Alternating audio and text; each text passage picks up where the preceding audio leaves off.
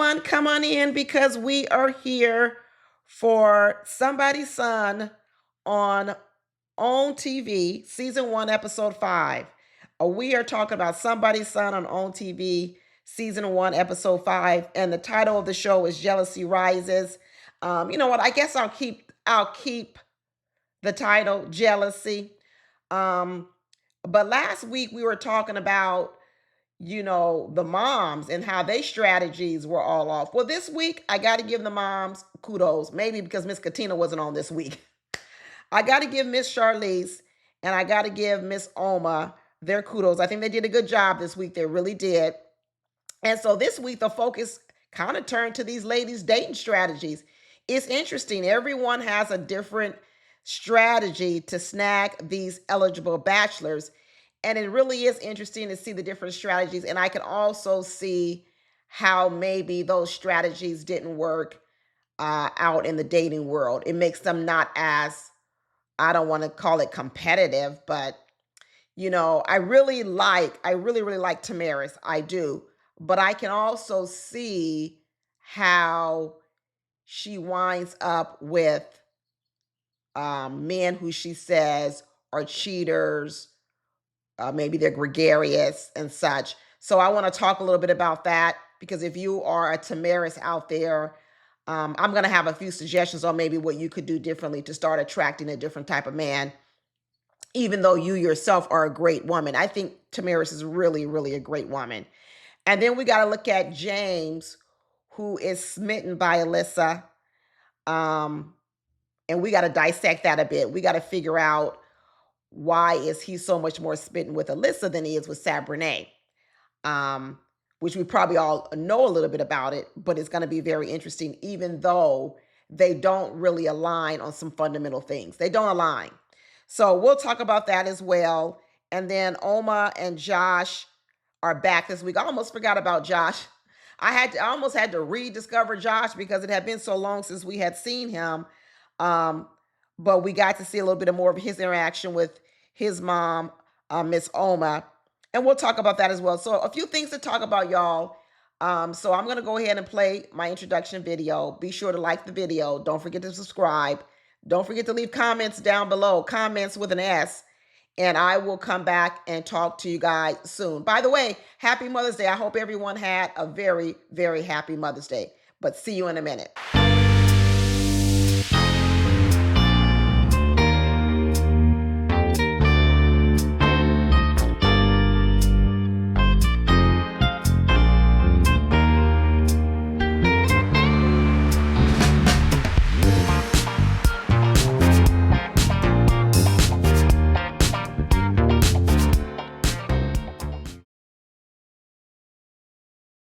So the episode opens back up with James and Miss Charlize, and we're getting to see a little bit more of their relationship. I really like it. I like their mother-son relationship. I like it much more than I like Katina's and Chad's. It feels healthy. I like it. I like that he loves his mom, and several times this episode he talks about how much he loves his mother, which might be the reason why Sabrina has decided to use the strategy of getting cozy with the mother first before she decides to go in on James. I'm not quite sure that's the best strategy. It's kind of almost like that's the strategy of, let's say you're running a relay race and you put all your slow runners up front, and then what you're hoping for is the anchor can make up all that ground because you already know your slow anchors are gonna lose ground on the race. And then what you're hoping for is you're gonna come in on the anchor and you're gonna make up all that ground. That's a big bet. That's a big bet. Typically, I think in the relay, some of y'all can tell me if you track stars out there, you do want to get a good start. You want to actually have a fast runner in the beginning to sort of build up a lead. Then maybe your slower runners in the middle and then your anchor on the end. And Sabrina's decision to leave James along with Alyssa after they just had a date the night before was a bad move. It was a bad move, which tells me her dating style is kind of off. Her dating strategy is very, very off. But James is very comfortable with his mom making the decisions for him. They have an open and honest communication. James was able to communicate with his mom that it was kind of weird, Mom, you egging us on to kiss and be close and touchy. That was weird. But he was comfortable enough letting him know that, let me tell you, when Alyssa was rubbing on my beard the way she was, it felt good, Mom. It felt really, really good.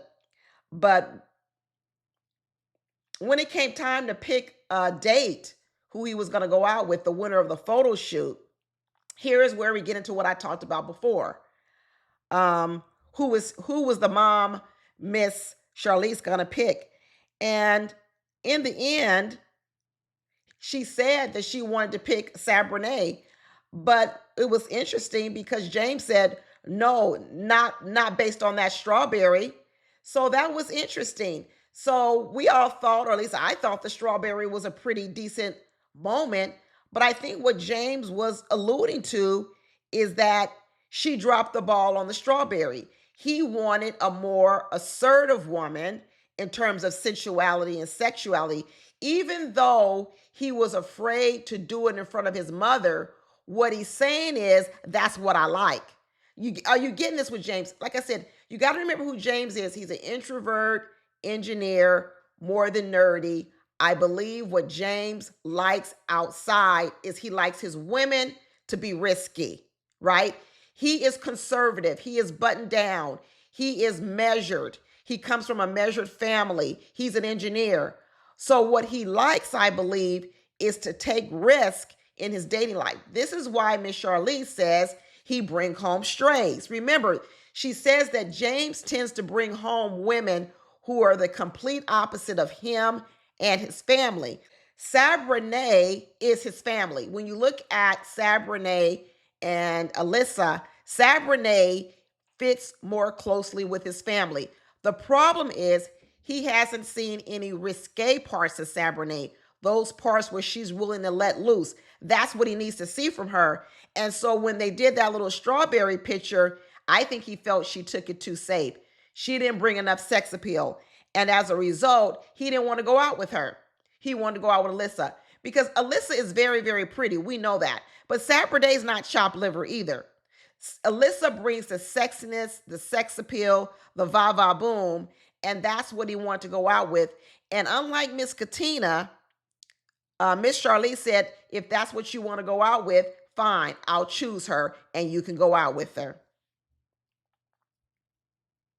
Sabrina sat out there with a sour face. Brevon sat out there talking about she wants to win. I need to win. I need to win.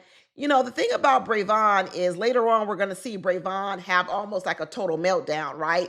Where she's so sad about the fact that she knows she's coming in third place with Josh, not Josh, James. She's going to talk about how being in the pageant world, screwed her up, about her own self-image and her own self-worth. So in one way, Brevon is talking about the parts of the pageant world she doesn't like, which is the judgment, which is calling her big or fat, even though she really isn't, which is the part where she's always got to be perfect. Her hair's got to always be straight. She can't come in with her natural kinky hair. She talks about all these things as if it has damaged her. But yet, the part that she brings in from the pageant world into dating is the competitiveness that she brings to dating. So it's interesting in one part of that pageant world where you're snarky and you're nasty towards other girls and you're constantly competing with women, right? For the crown.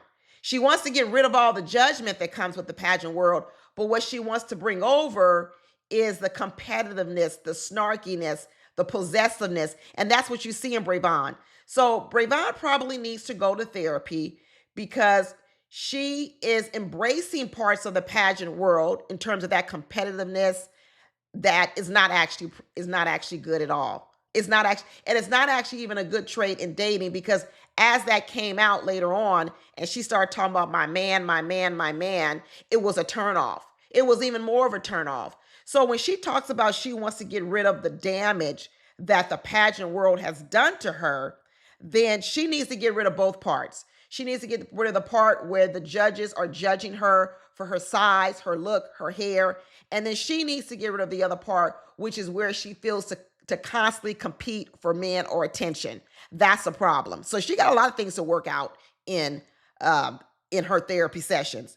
Now we end up switching over to Oma and Josh. We hadn't seen him for a while because remember, this is on the tail end of the photo shoot. This is the photo shoot where Chambrielle put it all out there. Chambrielle put it all out there. She showed her whole ass. She was kissing on him. She was really doing too much. And what I said at the time was Mama Oma was egging her on. And I said, wow, why is Mama Oma egging her on? Because I don't even think Mama Oma really likes Chambrielle. But Chambrielle thought she put on a great show. Chambrielle said, I won the photo shoot because I was kissing them. I was going out there. I was using my body the way they asked me to use my body. And in the end, she didn't even get chosen. You see, this mimics real life. I've said it over and over again. I said it the last time with Chambrielle. You did all that extra stuff. You offered up your body in a way you shouldn't have. You came in here with these booty shorts. And just because people are egging you on, you think it's their approval. Just like women think, just because he's taking me out, just because he's calling me, just because he's texting me, that must mean he wants what I want. No, Chambrielle. That's not what it meant. And it didn't mean Mama Oma really like you. And in the end, did Chambrielle get picked? No, she didn't. Guess who got picked? Tamaris. The one that was more demure, the one that out of all the ladies, they felt she actually had the worst photo shoot because she was very shy, she was timid, she was closed off. And in the end, that's who Mama Oma picked. Now, a lot of us been talking about is Mama Oma a colorist. Well, you know what? This did not let her off the hook because in the end, she didn't pick Chambrielle. She ended up picking Tamara. So, you know what? I like Tamara, so I really don't care whether she picked Tamara because Tamara is a light skin or what. I act of all the ladies in terms of if there is going to be a lady that ends up being dating Josh, I believe Tamara is probably the better fit of all the ladies. So I'm not mad at it, but the motives of Miss Oma are still in question.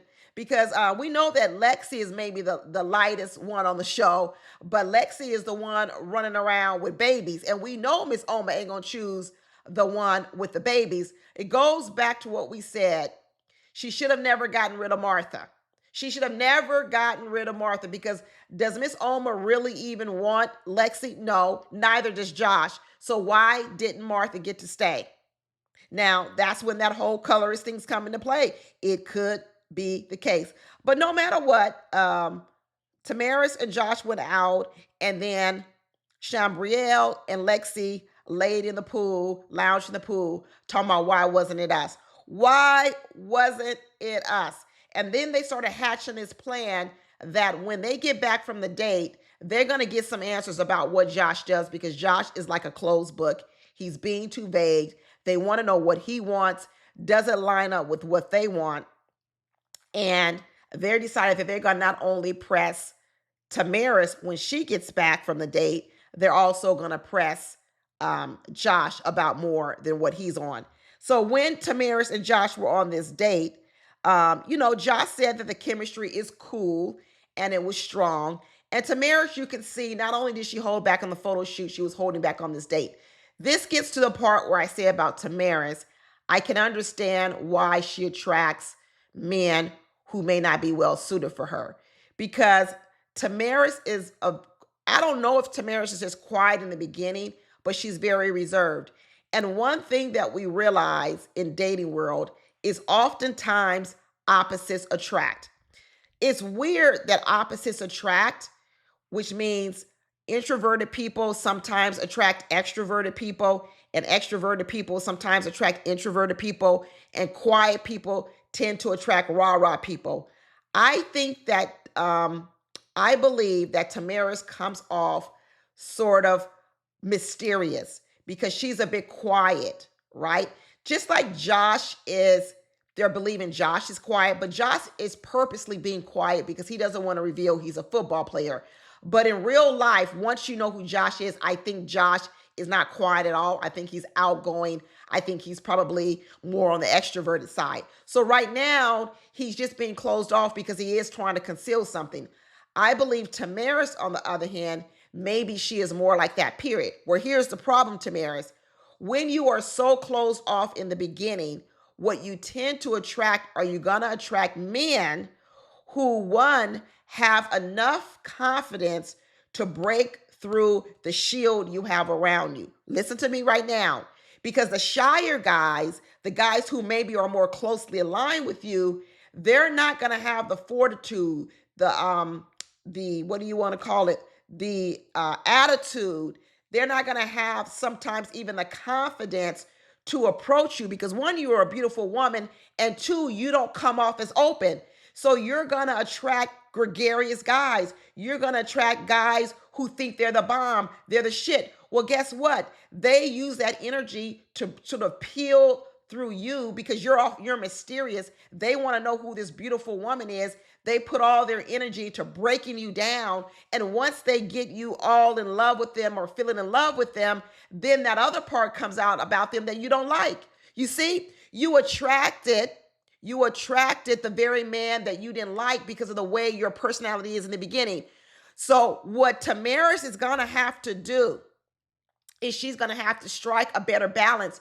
She's got to be able to open the door to those men she wants in the long run. She's got to make it more comfortable for those men to approach her, which means she's going to have to carry more of the load in the beginning in terms of conversation and openness. If she stays closed off, she's going to keep attracting men who like to plow through that anyway. And in the end, I think Tamaris doesn't really need to be with that type of guy, because I think she needs to be with a guy who's more balanced, that although he can have fun, he's not way on the other end of the spectrum, but her personality of this quietness, this reservedness, this closed offness, it attracts that type of guy. Truthfully, I want to say that Tamaris should be like with a guy almost like James. That's who I think she should be with, because James does want a girl he can take home, a girl that shares his values, but he does want some rawness. That's what he wants. A person like James and a person like Tamaris, they would do well when they met in the middle.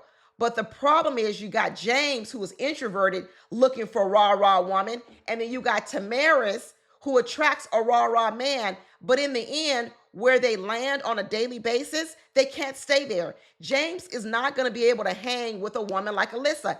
It is going to last a few months, and it's going to burn out, and it's going to be too much, and they're going to go their separate ways. It's for a short time, but not for a long time. And if you're looking to get married, you need to start dating for the long term, not the short term. Rah is not, if you're a quiet person, you're not going to be able to deal with no rah person all the time. In the beginning, it feels exciting because they're exciting and they're bringing you out your shell. But in the long term, it's not going to work. But in order to attract the guy that will work long term, you also have to sometimes come out of your comfort zone. She says that this process is built, stretching her and coming out her comfort zone. She's going to need to come out with it a little bit more, just a little bit more. I didn't like on the date, initially that she was spending time talking about the photo shoot. Why are you on a date talking about his chemistry with a whole nother woman? What a waste of time. What a waste of time. If you go on a date with a guy, are you talking about a date he had last week with a whole nother woman? And if you are, you need to stop it. You need to stop it. But Tamara's is falling for Josh. You can see it. She is really, really falling for Josh. She said they shared a kiss on the date. And she said that her love languages were acts of service, words of affirmation, and physical touch. And then when they got home from the date, as soon as they got home from the date, they were hemmed up at the door by Lexi and Chambrell getting intel on what went on the date. And I was really surprised at how hard, they did this sort of divide and conquer. You had Chambrell, who wanted to press Tamaris on everything that went on, a play-by-play. Then you had Lexi pull Josh into the kitchen and get a play-by-play from him. And I was really shocked that Tamaris didn't really catch on to what Shambrell was doing, because Shambrell acted as if she was trying to, had genuine interest in how was their chemistry in terms of, sort of encouraging Tamaris. But what Shambrell was really doing was she was trying to get intel so that she could also win the favor of Josh. And I was surprised that Tamaris was so open with telling Shambrell everything. Tamaris is really a good girl. She's a really good, sweet young lady. And this also tells me that she may not have the best discernment in sort of figuring out people's motives, because I could tell that she didn't pick up on Shambrell's motives. And that tells me that in dating with men, she may not pick up on their motives either. She said she regretted on the date not asking Josh more questions. That's part of that closed offness. If this doesn't work out with Josh, Tamaris, you need to, because you're not good on the fly, because you're so closed off, you need to sit at home in your quietness and come up with 30 or 40 questions that at any point in time, you can whip out those questions on a date. You need cheat sheets on a date, Tamaris, because I think what happens is you go inward, you go quiet, and then when the date comes, you end up at the end of the day, you're like, I didn't even really learn that much about him because you're so quiet. You need some help, Tamaris. You're gonna need some cheat sheets. You almost need get you a iWatch or something that every time, every few seconds, it beeps and a question comes up on your iWatch, and you can just see the question and maybe it will help prompt you. Because I think that part of Tamaris's dating woes is who she attracts and how she shows up on dates. Because she's smart, she's beautiful, she's kind, she's a really good girl, but I think she attracts the wrong people based on the way that she presents herself on dates. I want more for her. I really, really do want more for her. But when they came back and they took, Lexi took Josh into the kitchen, even Lexi was grilling him on how the chemistry was with Tamaris. And he said, well, the door is still open. I haven't closed the door. I'm still open to all you ladies. And Lexi was grilling him. And even Josh had to point out to Lexi, well, you over here right now got one-on-one time with me, and you're too busy asking me about Tamaris. So kind of in a lot of ways, all these ladies' strategies are wrong. Really, really bad dating strategy. I think Shambrell's strategy with that photo shoot, as far as she went, was a bad strategy. It backfired on her. The Lexi don't really have too much of a chance because Josh is not going to pick a woman with children. But even her strategy of hemming him up and constantly talking about Tamaris was a bad strategy. Really, the only one that has a decent enough shot is Tamaris. And the problem that's going to happen is Tamaris is going to be so shy and timid that Josh could possibly be bored with her. And because there's so many other distractions in the house, she is going to get less attention, even though she's a good girl. And what Josh is going to be attending to is probably going to be the assertiveness of Shambrell, because Shambrell is going to put it out there. Shambrell put it out there at the photo shoot. She's over here getting intel from Tamaris, so she knows what Josh likes, what he doesn't like. She's going to bring everything Josh likes. It's going to be interesting to see if Josh builds a connection with Shambrell beyond the physical attraction or the lust. Because although Mama Oma, I believe we said, could be a colorist, I don't necessarily believe that Josh is. Maybe he is. I don't know. But one thing I do think is he definitely likes the assertiveness of Shambrell. He likes all that flirtatiousness. And what could happen is he's going to flirt with Shambrell. He's going to flirt with Lexi. And that is going to make Tamaris go more in her shell than she already is. And what Tamaris wants to do is she doesn't want to have to change her dating strategy. She wants a guy to do all the work so she can continue to be quiet and reserved. That's not going to work, Tamaris. That's not going to work. Like I said, an extroverted guy is going to need more, and an introverted guy isn't going to be able to do the work you're requiring of him to do to get close to you or to get to know you. So your strategy, when I say that people can't keep doing the same things in dating and they just want to come to the dating world just as they are, you can come just as you are, but then you're going to keep getting just what you get. And if you want to get something different out of dating, you have to be different. Everybody wants to date different people to get something new out of the dating world, as opposed to they got to be a different person coming to the dating world so they can attract the type of person that they really do want. But then we came back over to this other date with James and Alyssa, and James is smitten by Alyssa. He can't take his eyes off of her. Like he said, he want to kiss her. Well, he ain't going to kiss her after he had them lox and cucumbers with that smoked salmon on his breath. But hey, but what he said about Alyssa is he likes Alyssa because she is humble, even though she's a baddie and she's sweet and she's humble. And she does seem like a nice lady, but unfortunately, a lot of her values don't line up with James's values, and they don't line up with the values of his family. His family is very deeply into their faith, Christianity. And what Alyssa has said over and over again is she's a hybrid. She had a mother who was devoutly Christian, but she had a father who was more spiritual. And she revealed even further on this date that as she has grown older, she has questioned some things about Christianity. And as a result, she is more closely aligned to maybe being spiritual, but not necessarily believing in the Trinity, the Father, the Son, and the Holy Spirit. Let me tell you, Alyssa's not there. And so James said on the confessional that if we don't connect on faith, it's going to be a wrap. Absolutely. It's going to be a wrap because there's two problems James is going to have. One is it doesn't align with him or his family values.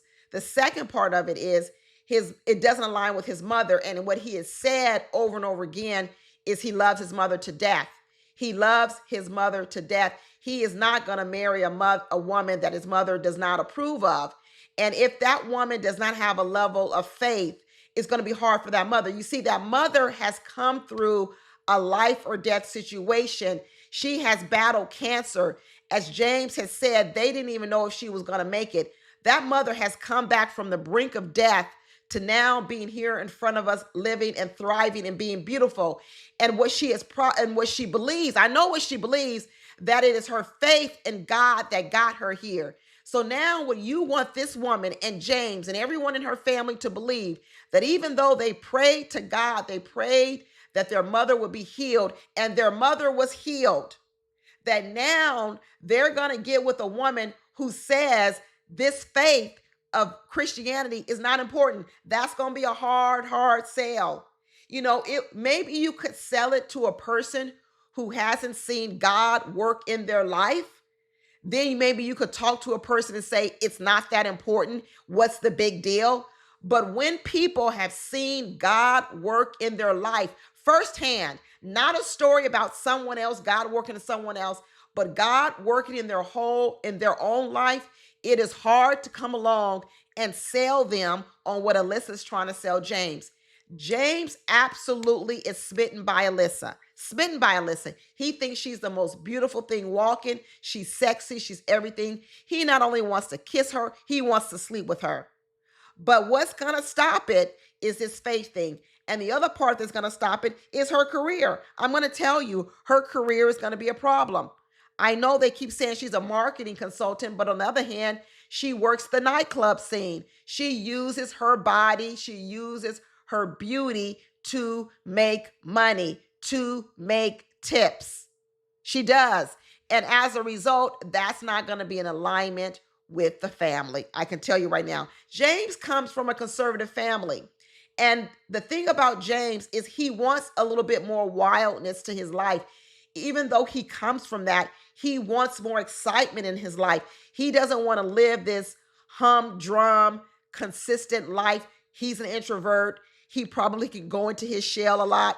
He wants a woman that's going to bring some of that out of him. And unfortunately, uh, Sabrina ain't showing none of that. She's over here cozying up with the mother more than she's trying to show herself to James. And maybe that's because she really is more in line with the mother, which I think she is. But the problem is, James doesn't want another mother. He wants a wife, he wants a girlfriend, and Sabrina is not appealing to that part of James one bit. The only one appealing to that is Alyssa. That's who's appealing to it. So in the end, it's going to be interesting to see who James chooses. And to be honest with you, I feel like he's going to choose Alyssa. Even though in the end, he knows that Alyssa is not what he could marry, it's not what Alyssa he could take home with, is going to be what he tries on. Because what he's going to say about Sabrina is, even though she aligns with him on paper, his family life, and even maybe where he would be after he's tired of all the rah-rahness, is not going to be enough to lure him away. So Sabrina is going to be the same thing I say about her that I said about Tamara's. That if you want to attract that guy like the James, where they are more in the middle, you are going to have to do more work up front. You're going to have to show more sides of yourself. You're going to have to show that, yes, you can be the demure woman in the streets. You can blend in with the family, but he's also going to have to see this sexy, rah-rah side of you. You know, the good girls can't be good girls all the time. They have to show another side. They have to blend this. And both Sabrina and Tamara's, I believe, are both missing this part in dating. And as a result, they probably tend to attract men who are more rah-rah on their own. And as a result, later on, it doesn't work. It does not work. But I tell you, one of the biggest part that happened this episode was the whole breakdown of Brevon coming out with those sunshades on, talking about she got allergies, but yet she was in the bedroom having a total meltdown. That's what I believe, crying, because what she realizes is she is on the bottom. She's on the bottom. And now she's drumming it up to, I'm not good enough and this and that. Girl, first of all, every man is not going to like you, period.